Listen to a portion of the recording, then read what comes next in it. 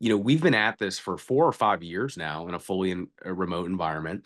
And we could probably talk about it for 8 or 9 hours if given the time. So, what we're going to try to do is try to give you some actionable tips, mostly based on the mistakes that we've made over time. Carissa McElligott and I have worked together for about a decade. Carissa, very similar to myself. Like I started as basically an SDR cold calling. Carissa started on the customer service team, and over time just continued to educate ourselves, grow. And now Chris is the chief of staff for Peachy Insurance and is starting to help on the Next Call Club side in a number of various ways. So, how do we build a remote agency? How do we hire, manage, and scale in a remote environment? Okay, so we're talking about Peachy Insurance today. We represent Next Call Club and Peachy Insurance both, but as always, I like to do a table of contents, right? Here's what we're going to talk about today. We're going to give you a few reasons why you should listen to us, why we are qualified to give you some advice. We'll talk a little bit about the pros and the cons of remote, right? We know that not everything is black and white. Remote or in person is not inherently better or worse, right? There are pros and cons. There are trade-offs. We live in a complex world.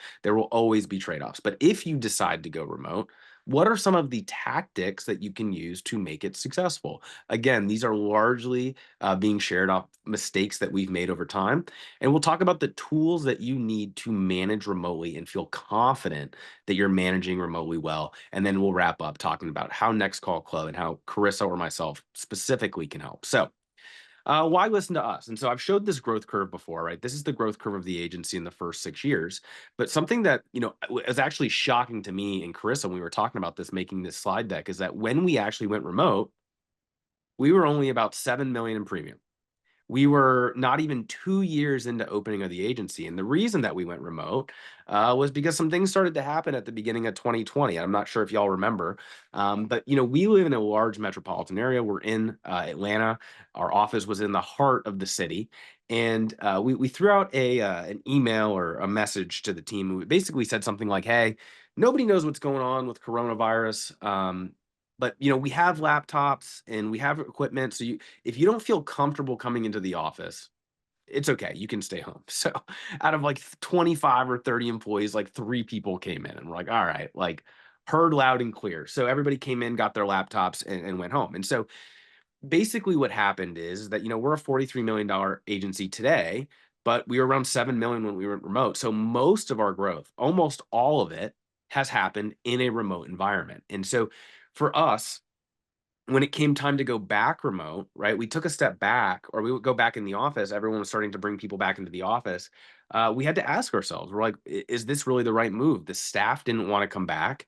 And we'll kind of talk a little bit about why. And I think, in fairness to them, is that we were setting records month over month over month. And so the team, across the organization was like, if we're setting records and we're doing better than ever, why do we need to come back to the office? And I thought that was a really compelling argument that they made.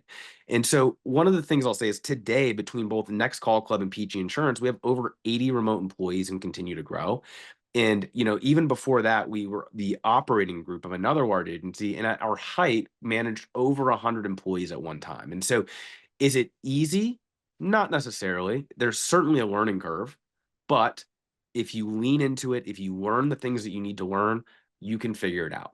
When we went remote, we had to make a decision. We said, should we basically stop growth or should we keep on keeping on? And we made a collective decision on the leadership team to say, how do we figure this out? How do we recruit, hire, manage, train? And we'll be honest, it wasn't easy. Turnover was pretty rough at first because we didn't know what we were doing, but we got it figured out. So we'll talk you through that today. We've learned a lot of lessons, but we've gotten better, and we'll share those lessons with you. So just something to talk about before we get started is why are we remote? Well, there's a lot of reasons, but the main reason is that workers want remote. It's loud and clear, right? And there's this tug of war that's happening between executives and business owners and employees. Employees want to be remote. Business owners and executives want people in the office. And there's various reasons for that. Nobody's right or wrong, but something that's really, really interesting is that I'm a huge believer in LinkedIn. We use LinkedIn to recruit. I post on LinkedIn to network and add value. But a study came out at the beginning of the year that basically said 10% of US job postings were for remote jobs in December. Okay. Those postings received about half of all applications on their entire platform. And so the takeaway here is that remote roles are receiving 5 times as many applications as in person. And it makes sense. not only because people want remote, but because if you are hiring in your local area, your talent pool is this big. And if you go nationwide or in a regional, it goes this big.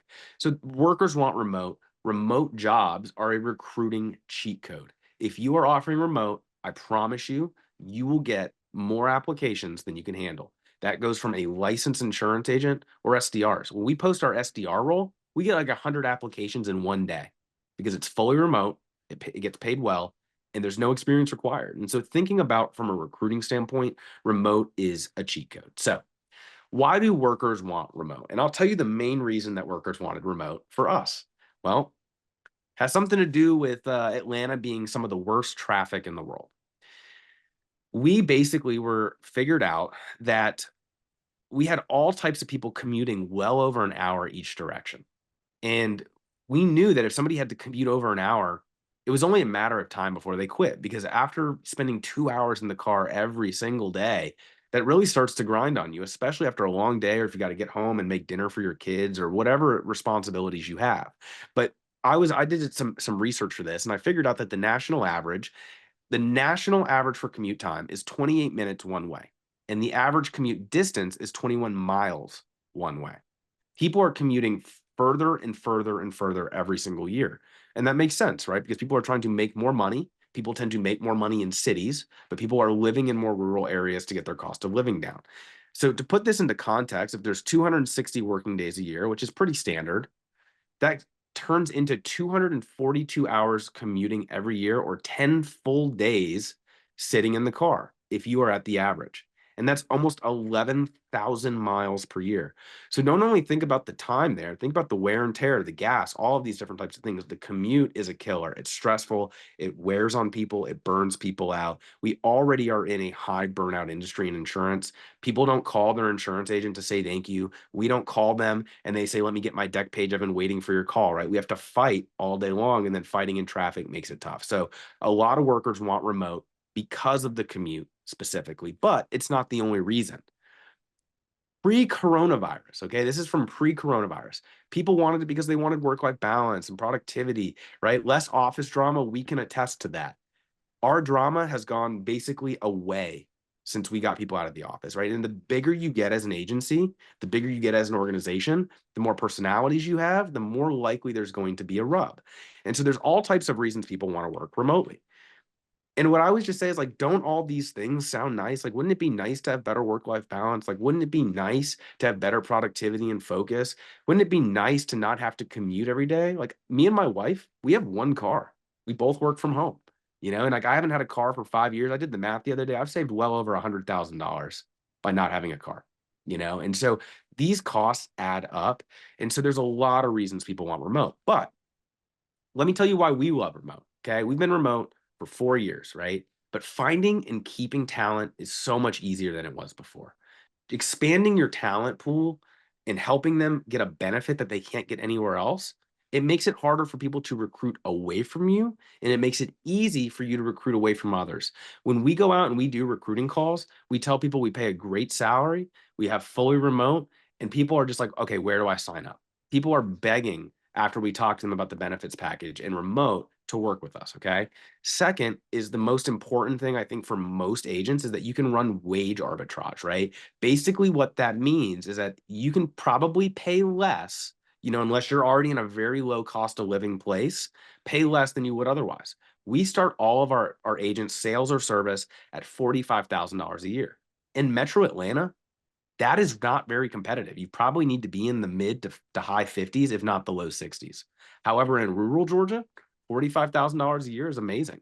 And so it allows you to recruit in lower cost of living areas. Something that we've done in the past is we've literally gone to Google and we've said, what are the cheapest states to live in, and gone recruiting in those states? Because we know that if somebody's making $12 or $13 an hour where they live and we can offer them 22, that is life-changing money for that person. And they're going to be very, very interested in working with us. Flexibility is there for everybody. I'll be honest with you. I prefer to be in office. Most of our managers prefer to be in office. When we went remote, I asked all the managers, all the leaders said, what about, do you want to come back to the office or do you want to stay remote? Everyone said, let's go back to the office. And when we asked the team, it was completely different. And so we made a decision to do what was right for the team. And what I'll say is over the years, I've come to love remote because I have so much more flexibility. I'm not a morning person. Vlad's tried to call me, before 9 a.m. one time. Just never going to happen. Just never going to happen. I get up like at 8:45 and I'm at my desk by 9. I could never do that if I had to commute. Okay. So another hidden benefit is there's a lot of cost savings. Our office space, we used to have a $20,000 a month office rent. Now it's a quarter of that, and we're looking to go even lower. But you also save on coffee, you save on supplies, materials, all of these things. You save a ton of money. So, and this is the most interesting thing is that you get more working hours available. And so something kind of weird happened, and I think everybody heard about it during COVID. Is people were working more and more and more. And so this is one of the arguments against work-life balance is that when people work remotely, they tend to work more. And so what I would say is that what we found is that extended the selling hours for our salespeople. People would say, look, I'm going to take that hour commute back in the morning for myself to get a little bit more sleep or take an easy morning, but I'm going to work an extra hour at night when I would have been in the car anyways. And as a result, their sales went up. So there's all types of reasons we love remote, but that doesn't mean that it's not without challenges. Okay. Managing remotely can be extremely tough, especially at first, right? There's communication breakdowns.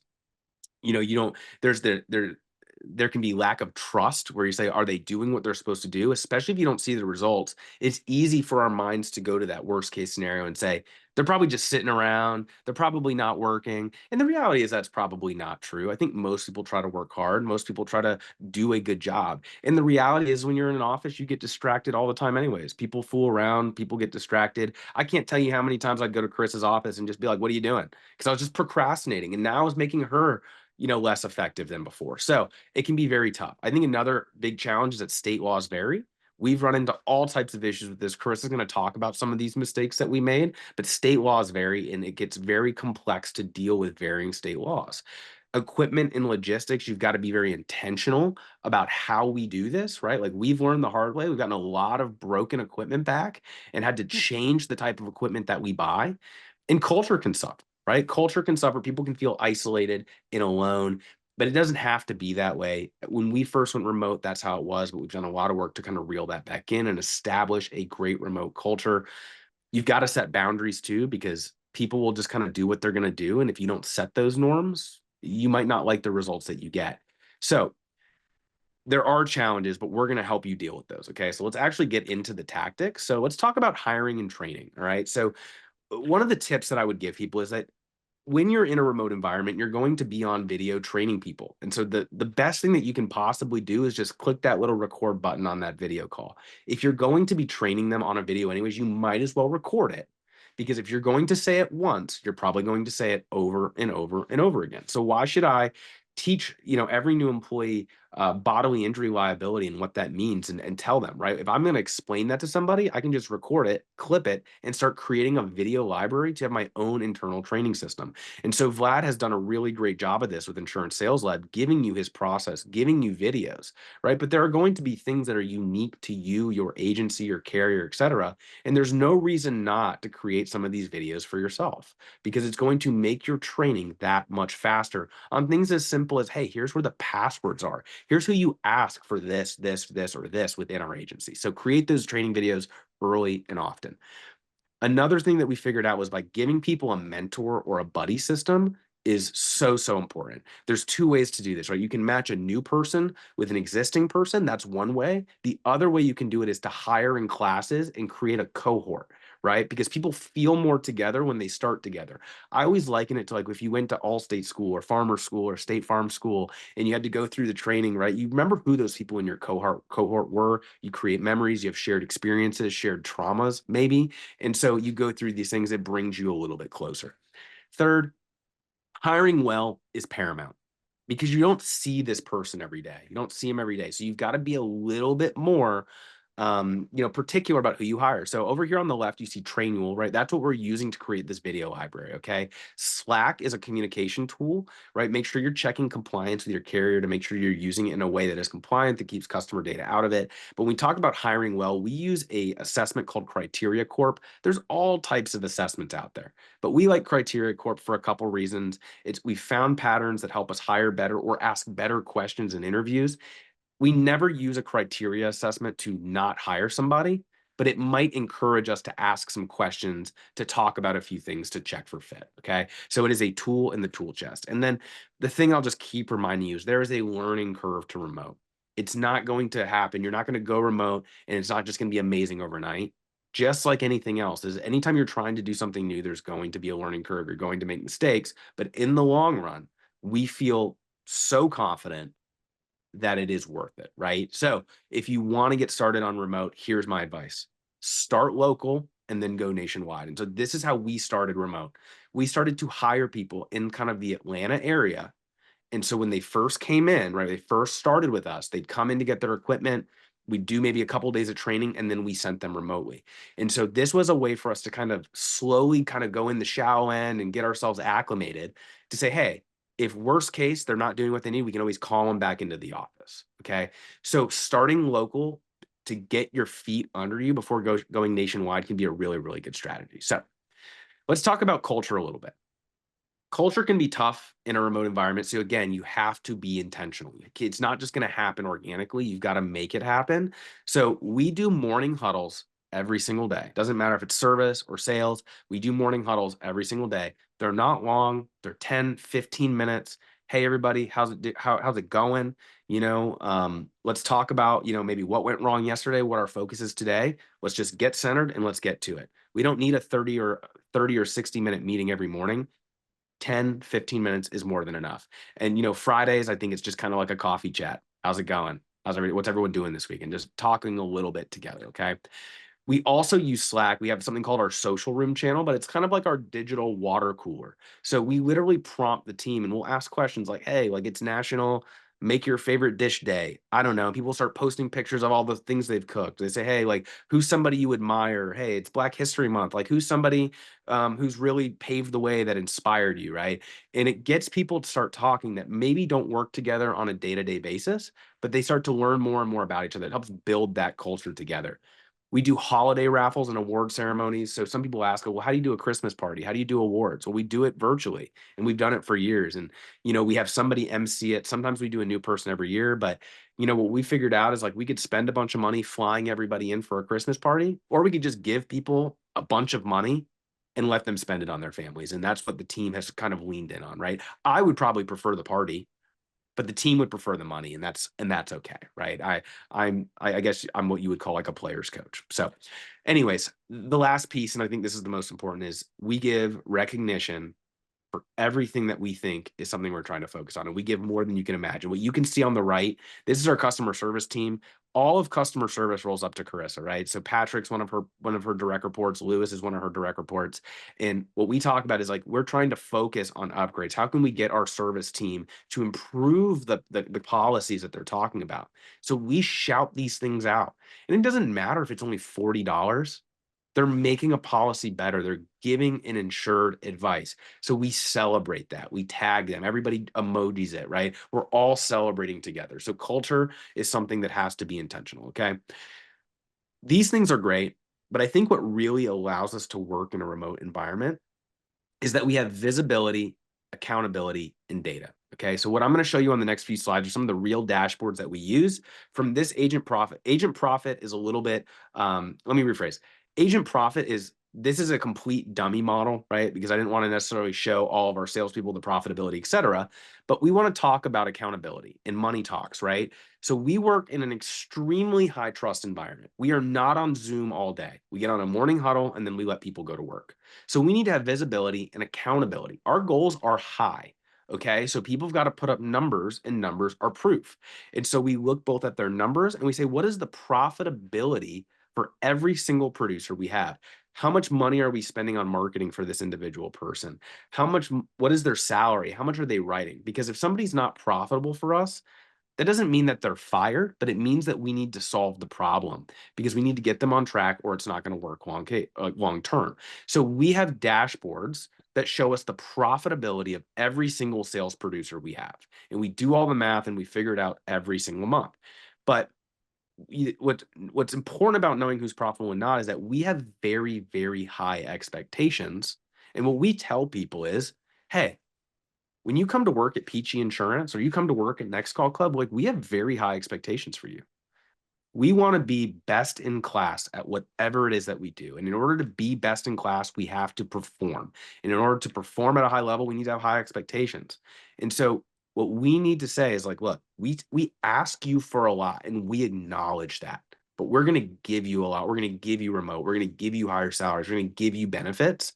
And having dashboards like profitability by producer helps us feel confident that all the money that we're spending is going to the right place and it's paying off. So accountability is extremely important.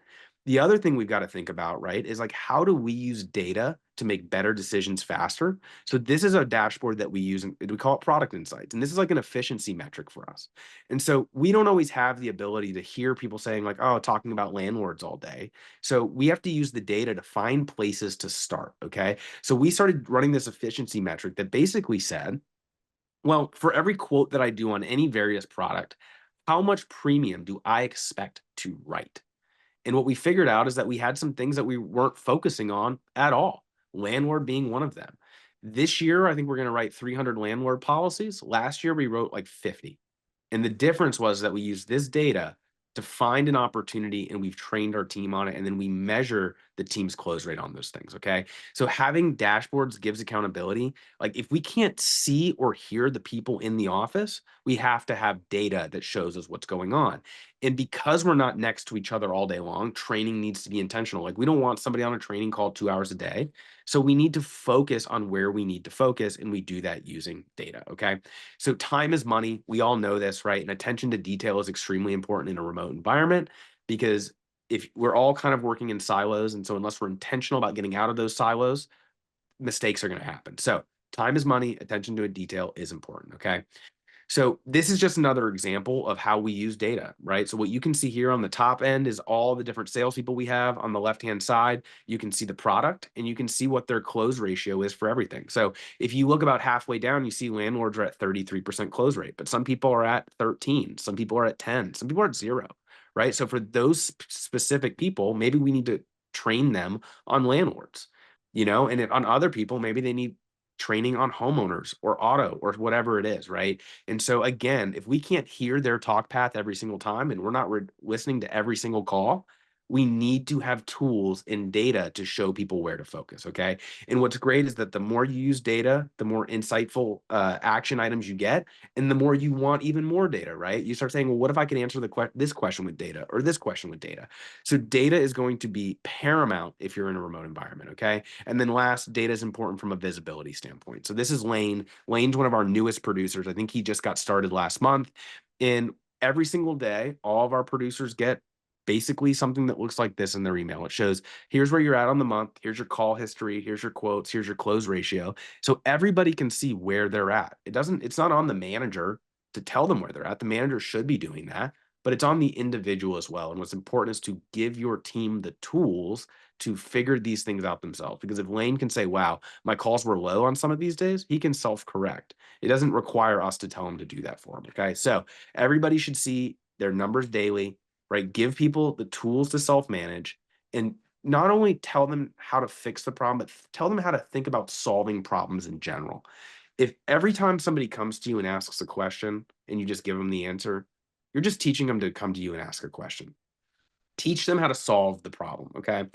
So last thing, and I'm sure this will resonate with Vlad, talk about goals every single day. Keep it in front of them, all right? So that wraps up my portion of this presentation. And so I want to hand it over to Carissa.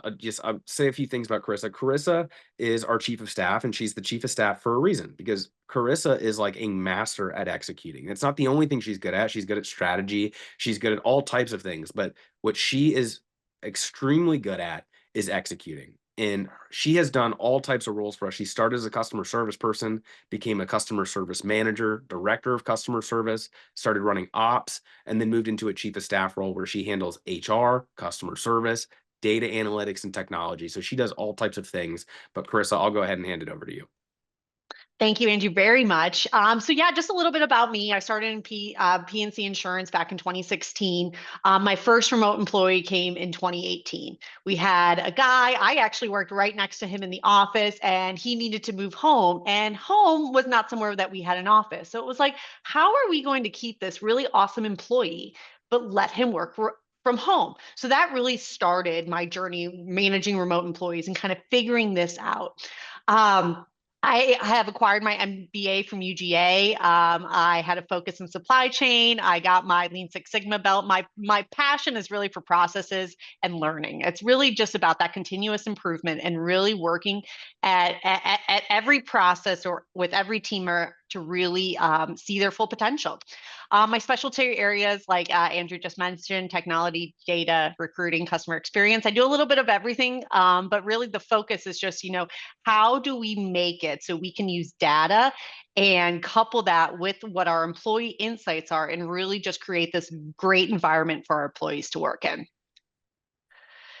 So first, just kind of get into like some of the nitty gritty that Andrew was talking about. So with equipment, so with our equipment logistics, we do ship equipment to every single one of our employees. And really the key to that is having a FedEx business account. We have somebody in the office that brings in all the equipment, they box it up for us, they ship it out. And then if an employee for whatever reason doesn't work out, the process is the same. They bring all their equipment into FedEx, drop it off, they box it up, and it ships right back. And the thing to think about here is to only ship back what is not easily replaced. So for us, the most important thing really, it comes down to the computer.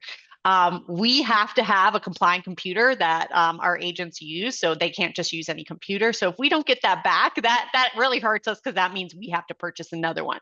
But there's other things that we don't care so much about. For example, we want our employees to have widescreen monitors. We have a lot of different screens open between your quoting platform, your CRM, your Slack channels. We want to be able to see all those screens at once. So we have, 30 plus inch monitors that we want our employees to use. Well, at first we were using curved screen monitors, and I swear 50% of the monitors that would come back would be smashed. And you're like, man, the employee just shipped this back, probably spent so much money on the shipping because it's like a weird, awkward thing you have to put in a giant box to ship, and we get them back broken anyway. So at that point, we were like, okay, we're doing two different things here. One, if the employee wants us to buy their screen for them, we're going flat screens. They ship a lot easier. It's a smaller box. You get it to them. Or if they want their own screen, they pick out something, they can buy it. We'll give them, a reimbursement to do that. And in addition, because it's a remote environment, and a lot of times, the employees we do have are not necessarily coming from another remote job, so they don't have the setup at home that a lot of remote that you really want as a remote employee.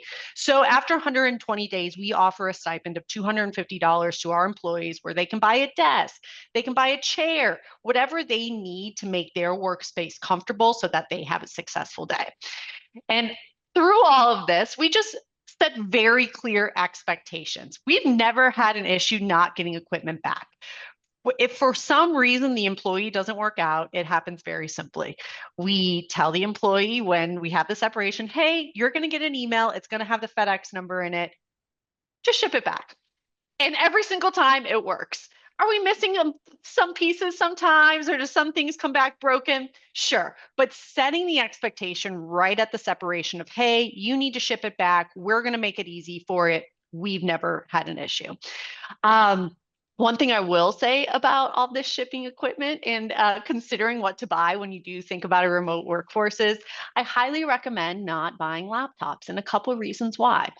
One, we've had more broken laptops. It's because people find it very comfortable to not sit at a desk when they have a laptop. They can sit at the couch. I see people at their coffee table, and I'm thinking in my head, like, how do you even work like that?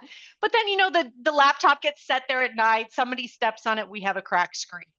The other side of the coin is, for us, remote work does not mean work anywhere. Remote work means working at your home, where you typically are.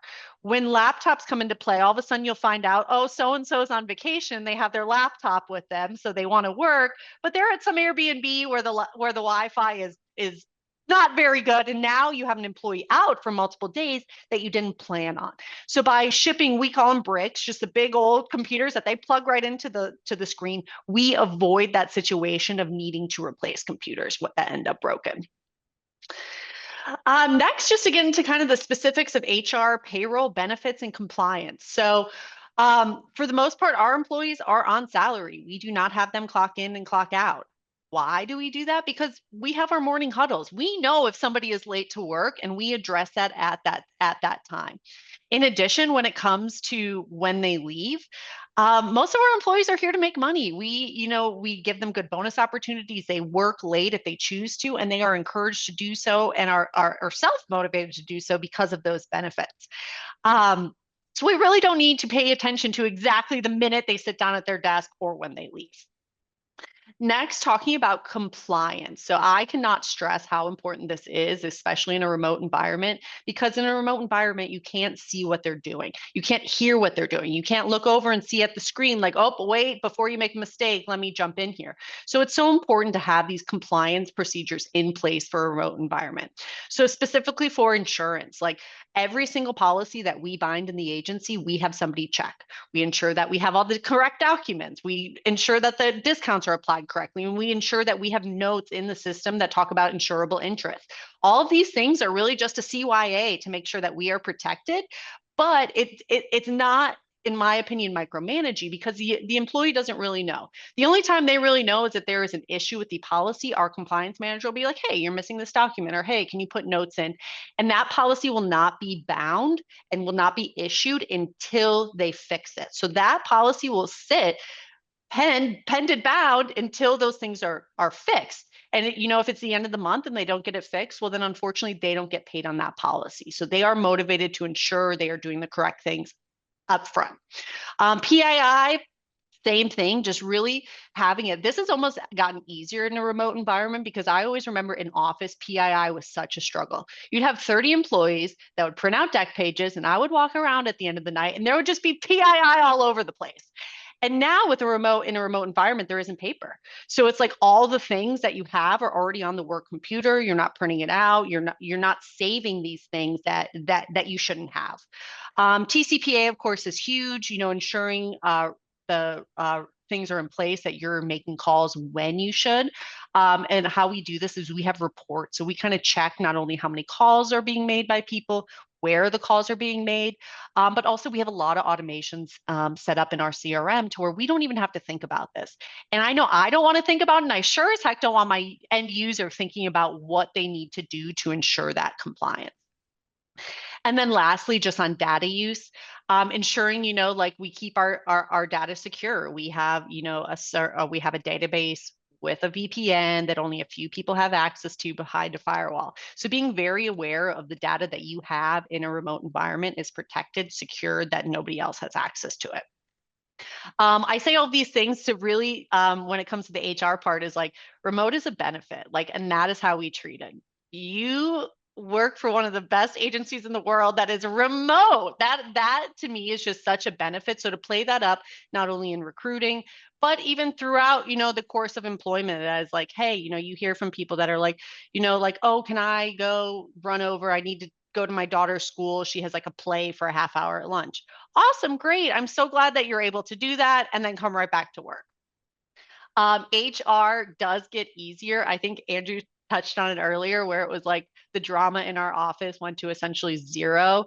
It was really nice. People aren't there kind of like chit chatting on the side. People are really just focused on work. So that's been huge. Continuing on, just talking about state laws and challenges. So we do have a PEO, which is a professional employment organization, and essentially they worry about a lot of these HR things. I'm not an HR professional at all, but I know the basics and I lean on the PEO to really understand how to follow employment laws to not get the agency in trouble. You have access to so many different resources with them, whether it's HR consultants that can advise you on something specific, but really this PEO has saved us so many times. So just some like specifics when it comes to like hiring in a new state. I remember we had hired for the first time in Illinois, and we ended up letting the gentleman go, and it was like, well, he asked us, he's like, well, why didn't you pay out my PTO? And we're all looking at each other because I'm from Florida and now I live in Georgia, and I've never heard of PTO getting paid out at separation. Well, sure enough, Illinois is one of those states that if you work there for 90 days, you have to pay out the PTO. So that was a learning moment. Some other ones, if you're in Colorado, 6 days, You have required sick days. I'm again not from a state that has sick days, so that was something completely new. So having a PEO as a partner can really protect you when those kind of specific challenges come up when hiring a remote workforce. And at the end of the day, it's cheaper than a full-time HR person. Talking about our technology stack. So this is really like my favorite thing. This is my favorite thing that I work on is the technology of the agency. And moving into a remote environment, it really had to change in what we had previously. So first and foremost, I say that one of the most important technologies to have in a remote environment is communication tools. So we use Slack. Andrew showed some screenshots of the celebrations, but we use it for so much more than that. We use it, for random questions during the day. We all work in insurance. We know there's a million things to know. And coming on with new team members, it's like you want to make sure that team member feels supported, even though they might be 500 miles away from you. So utilizing Slack and encouraging not only the managers, but also the entire team when a question comes up to really jump on that question and help that team member in need. And then, of course, things like Meets to jump on big team meetings or Loom. Loom is the best when it comes to training, in my opinion, or communication in general. It's excellent for asynchronous communication. Unlike Andrew, I am an early bird. I like to be remote because I can wake up and I can be at my desk at 7 o'clock in the morning before anybody's here. But I know Andrew's not here, and I know other people aren't on my team. So instead of waiting for them to show up, or if I have to give an update, I'll just record a quick Loom, send it over, or a quick voice note, send it over. And then when they sign on for the day, they can get back to me with their questions. Collaboration tools are also hugely important. This is something we use more on our management team. It's just having ways that when we're working on projects across different teams, so whether it's sales and service, data and sales, every single person that has a stake in that question or that project has clear visibility. And then Superhuman for email. Andrew got me on Superhuman this year. I am like a follow-up queen. I was a follow-up queen before Superhuman, but this just put me on like next level. You can set yourself reminders. So if you're talking to your team member and you're like, hey, I want you to reach this goal by next week, you send the email, you set yourself a reminder. Well, guess what? In 1 week, that email pops right back up. You don't have to remember. So excellent for working with your team members. Um, Another huge piece, I think, of remote work is real-time accountability tools. So again, talking about employees, like they're off, kind of like their islands. That's how I like to refer to it. Is like they're by themselves. So how do you know what they're doing? I've seen a few things pop up in the chat, and I've had this question asked to me a lot. Do you use any kind of monitoring, supervision? Do you keep people on Zoom? And the answer is absolutely not. And I would never do it. And the reason why is my team knows what they are running for. So, for example, we use Five9 for phone calls. On my service team, I expect every single person to take 25 calls, or I expect our abandon rate to be below 5%. Now, if I'm looking at Five9, and I can look at it any time of the day and see how many calls people are have. So I can look at, John, and I'm like, whoa, it's noon and he only has 3 calls for the day. And I can see he's been off on after call work, for the last 2 hours. I need to go address that right now.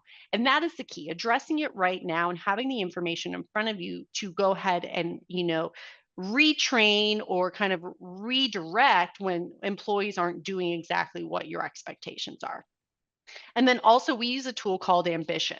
And Ambition combines a few different metrics for our sales team. It uses calls, it uses quotes, and it uses sales.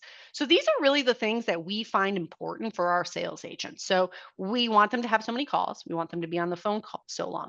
And again, this is in real time. So knowing, during the day, if something's going wrong and being able to correct that instead of waiting to the next day or even longer when you might actually have a review with them. So, and then lastly, all of these things, the biggest things to kind of keep in mind that when I look at new technology is how do they integrate with our current processes? Nothing is worse than putting data in over here and then going to the next screen and putting in the same data and then going somewhere else. And maybe, you have to make a document now. Looking into things like Zapier, where you can connect your different technologies, or Slack workflows, and really having everything that you can automate it. So for example, Andrew talked about water cooler. topics. We probably have about 1 to 2 water cooler topics a week. And so instead of having somebody go in there every day and being like, oh my gosh, what's the water cooler topic? We just schedule the message. We have a workflow that says, on Thursdays at 2 p.m., send a water cooler topic. And it picks a water cooler topic out of a big bucket and it just randomly goes and people start their conversations. And we don't have to do anything about it. It's a set it and forget it kind of deal. So not only can you put these technologies in place to help with your remote environment, but it can also make you even more efficient. And all of those things, all of those technology, we know technology isn't cheap. You can do a lot of these things probably with the reports that you have. So if you have a phone system, even if you can see how many calls people are making, that's going to help you kind of understand, okay, how many calls do people make on average? Who's falling above and below the average? And then I can go retrain and talk to those folks on where they need improvements. Um, and then establishing norms. So again, a big part of remote work is just setting your expectations early and having people understand what you are asking of them. So there is no hard feelings or emotion when we have to hold the team accountable. So a big one is cameras always on. If your camera is on, I can tell if you're engaged. I can tell if you're having a bad day. So much is lost when you can't see people's body languages. So we absolutely require everybody on the team to always have cameras on. We don't expect people to be dressed up in a suit. Wear your t-shirt, wear your ball cap, but we must be able to see you and we want you to interact. We also have a zero tolerance policy when it comes to being on time. We have these early morning meetings. The early morning huddles are for the team to get hyped, to understand what's going on. If you're not there, you're missing out on such important information that we don't want you to. So, if you're late, we address that right away, send a quick follow-up email, and 9 times out of 10, when it's addressed, it's fixed, and we don't have to talk about it again. I mentioned it earlier. Work from home is not work from anywhere. Working from home, you can guarantee that the employee has a strong internet connection. They have their desk to sit at work at. There's not as many distractions as if they're going sitting in a coffee shop or going on vacation and working. Work equipment is for work use only. We make that very clear as well. We had some issues a couple of years ago, and some of them maybe still. We're just having all these IT issues. So it's like, we have somebody on the team that helps with IT. He's spending all this time trying to figure out why isn't the headset connected. We'll come to find out people are attaching, their AirPods, or they're using it for Netflix through the speakers, and it just created a lot of wasted time. So we said, hey, just don't use your work computer for anything personal. It's for work. And we haven't had any issues since we addressed it. And then work from home is not a replacement for childcare. We have this come up a lot of times in interviews. We hear like, oh, hey, I want to work from home because I want to be home with my kids. We're very honest at the beginning that it's like, hey, this is just like any other job. You can bring you can bring somebody with you to your normal job. Like, we want you to be completely focused while you're here. So it's not a replacement for childcare. Being a parent is a full-time job anyway, so I couldn't even imagine trying to do both at the same time. So again, just being very clear with expectations during the interview process, during the offer period, that is what we need from them.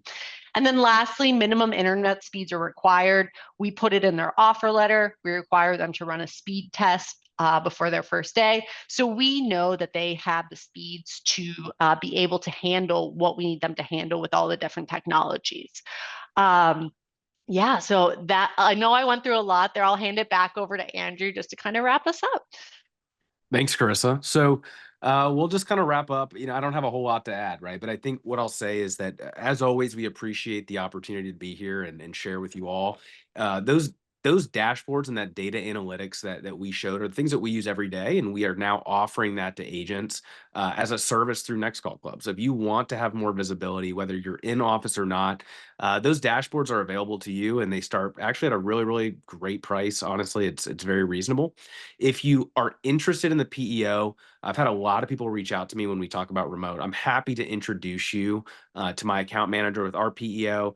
A lot of times these are tied in with your payroll company. And so if you're using a payroll company today, you can ask them, hey, do you guys have a PEO offer, right? But if you want to be introduced to ours, just shoot us a note. Happy to do that. And then last is that we have agency one-on-one agency consulting programs. So if you are looking to go remote, or if you are looking to transform your tech stack, or you're looking to, transform your service team from inbound only to a production type role, reach out. Like Carissa and myself both do one-on-one consulting. I couldn't think of a better person than Carissa to help you go remote and make sure that you don't step on any landmines while you're doing it. So we'd love to work with you guys. If you scan the contact form, there's a calendar there to get in touch with us. My email's also there, but it's andrew@nextcallclub.com. You can find both of us on LinkedIn, Facebook. Just reach out if you have any questions at all. Whether you want to buy something or not, that's fine. Reach out. We would be happy to help to answer your questions. I know we're going to answer a few, but please don't be a stranger. Thanks so much. Amazing. Well done. Thank you both. I love that you guys came prepared. And I mean, even if we didn't take any more questions, a lot of which you guys already addressed, this would have been perfect for anyone to get started. And I know it can feel overwhelming to have people work remote. I know for us, the first couple of people that went remote, there's so much to figure out, but it gets easier over time. Couple of questions that came up a lot. One is, what CRM do you guys use? I'll touch on this one. So we use a couple. It just kind of depends on the context. So Ricochet is a big one that gets used a lot. Shape is another one that we use, and then Salesforce is a third one, right? So the reason that there's multiple is like for the insurance agency, we use Salesforce. I don't necessarily recommend it to other agents. We did it because at the time it was like 5 or 6 years ago. We couldn't find anything that offered what we needed. Next Call Club, a lot of the callers, the SDRs, are on Ricochet or Shape. If you're hiring someone out of state, someone that can't come in and do the initial onboarding, the initial training in person, do you require that those out of state people or out of your local area have some sort of insurance experience for service or sales? So we primarily hire those employees that do already have experience. You have to have a license with us to start in order to be a remote employee. You have to have the property and casualty license. So I would say 95% on the peachy side come in with experience. Once in a while, we'll hire somebody who's exceptional that might not have the license, and we'll wait for them to get licensed. We won't train them up, but usually it's experienced insurance professionals. Yeah, Carissa, I think we did an experiment a couple years ago. What was it, like 4 out of 10 people? Because we put a bunch of offers out there, right? It was like 4 out of 10 people who don't have a license were getting the license. So I think Yeah. we just paid for the course. It was like $100 or Mhm. something. And, so we just knew that if we wanted to hire 3 people, we probably had to put 9 or 10 offers out there because only 3 or 4 of them were going to get their license, right? Right. Are my numbers right there?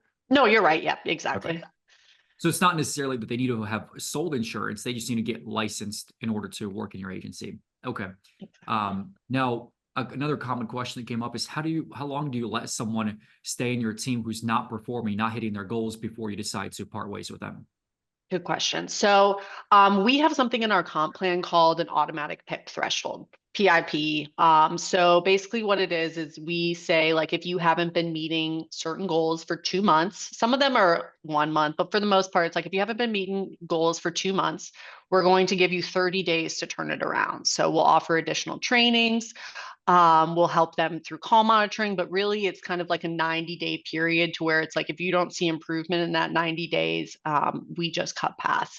And that's where it's real, where it's helpful in the remote environment to have that automatic PIP threshold, because there's really no question about it. The expectation's there. The manager knows, the employee knows exactly what they're running towards. So unfortunately, if it does come to that conversation where it's not working out, there's not a lot of hard feelings. Employees aren't surprised. It's just kind of like, okay, that's what it is. Now, some team members genuinely feel like they're giving it their best. They're taking every call that comes in, but something's just not clicking. They're using your sales process. They're doing everything that they think they should be doing. So it's not a lack of effort on their end, but they're just not producing a result, let's say in the sales side. I know you guys are big on data. What piece of data do you share with them where you say, fix these 1 or 2 KPIs first, and then the rest will follow? What are those lead indicators that eventually turn into positive momentum and great results? Yeah, I would say our biggest one is quotes.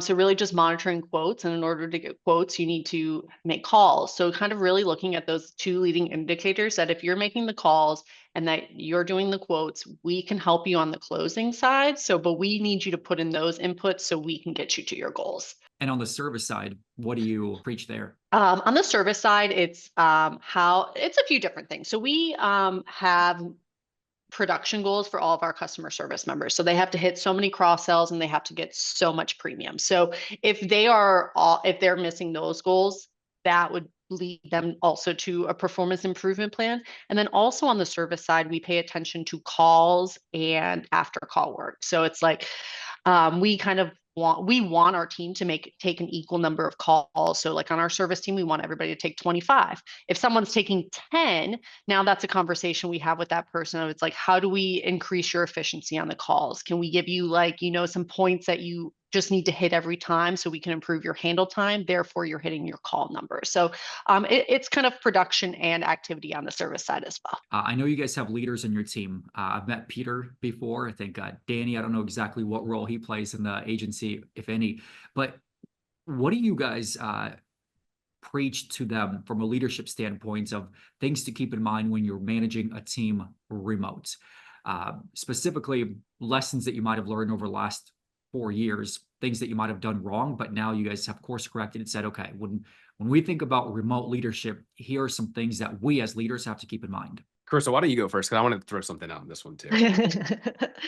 I think first and foremost is showing up every day and being available to help. And that doesn't mean, at a drop of a hat, you're replying and needing to answer that question like it's on fire, but just being available for your team. I think we have weekly one-on-ones with all of our team members. So the direct manager has a one-on-one with the team members. So just really kind of constantly outlining expectations. It's really easy, especially as teams get larger. I know we've had in the past, teams of 10 to 12 to one manager, and it's hard to kind of, ensure you're giving that same expectation / feedback each time. But I think really just being consistent and showing up every day for your team. Okay. So I think that's a great one, Chris. I think my biggest lesson, the biggest piece of advice I can give here, it feels really small, but I think it's actually been really transformative, is that in a remote environment, especially if you are the agent or the owner, or you have a high level title to where you're in senior leadership, and you got to remember that a lot of these employees don't know you the way that they would if they met you in person. And if you're chatting them or emailing them, you lose a lot of the body language and a lot of the tone, just kind of what we talked about before. And so sometimes I would reach out to people and say, hey, can we jump on a quick huddle? Or, hey, can we talk? And they thought they were getting fired. Because they're like, oh my God, why is Andrew reaching out to me? So somebody gave me the feedback on that. And I thought it was transformative, because I use it in my own life. When people say, hey, can we talk? I say, sure, we can talk. What would you like to talk about? Right? Because it's good. It helps to give context. So I think for me, right, is always using emojis when you're using written communication to show people that, you're not angry, you're just asking a question. It just might be direct, but an emoji can soften things a lot, and giving context in a remote environment helps a lot, because anytime something is not spoken or face to face, so much gets lost in translation. I think that's well put. On your end, Andrew, do you have a minimum amount of touch points that you want to have with every team member? And Chris, on your end as well, I know you guys have leaders who have their weekly one-on-ones, but from your end, how many touch points do you guys have per month? I would say it's not per month. So with my service team, I probably only meet with them once every 6 months, and I'll jump on their huddles occasionally. And the reason being is I really want the manager to feel empowered that it's their team. I'm more there just for support and encouragement, but when it comes down to it, I want the relationship to be very strong between the manager and the employees. So mine's more of just hey, how are you? Hope things are going well. Do you need anything? Very high level. Yeah, and what I would just say is I think I'm even more scarce than Carissa is from a meeting standpoint. I used to be a lot less busy than I am today, and so I used to try to really make it a point to make sure I met everybody in the first 30 days. I don't have as much time to do that anymore. But what I do try to do is I try to be very active in the chat. So I try to give a lot of gifts in the chat. I try to celebrate with people. I try to give a lot of recognition in the chat. Because the reality is, and I think anyone who becomes a manager with us knows that the type of communication the team sees versus what the managers see is very different from me. I'm very direct and to the point with the managers, but I have very close relationships, right? I know those people. I have a lot of touch points month over month. The various team, I don't have that. So I try to soften it a little bit because I can be a little bit intense, right? Krista can be intense. Danny can be intense. Peter can be intense. So, we just have to be intentional about it. And so I try to do at least one skip level a year where I meet with people and just kind of ask, hey, what's going really well? What could be better? What's an idea you have to make the organization stronger? Has anyone talked to you about development? Because development's really important. So I try to do that like once a year, but I'm very active in the chats. Very good. Well, So, folks, thank you all for hopping on this call today. And guys. Carissa and Andrew, special thanks to you guys for putting on this very well-prepared training. I know there are still a few questions that came up. And these questions can be answered if you post them again in the survey. So when you scan the QR code on the screen, you're going to see 3 questions. And the third question will ask you if you have any additional questions. And we'll send the feedback over to Carissa and Andrew. And Andrew, I know you started a weekly newsletter where you send out. Yep. So if there's a question that you see in there, feel free to do a video on it, and I might do the same thing on my end as well. If you have any additional questions, you guys know how to get a hold of Andrew. His contact information will also be in the email that we send with the replay. Until then, have a great rest of your day. Thank you guys so much. Take care. Thank you. Bye. Bye-bye. Bye-bye.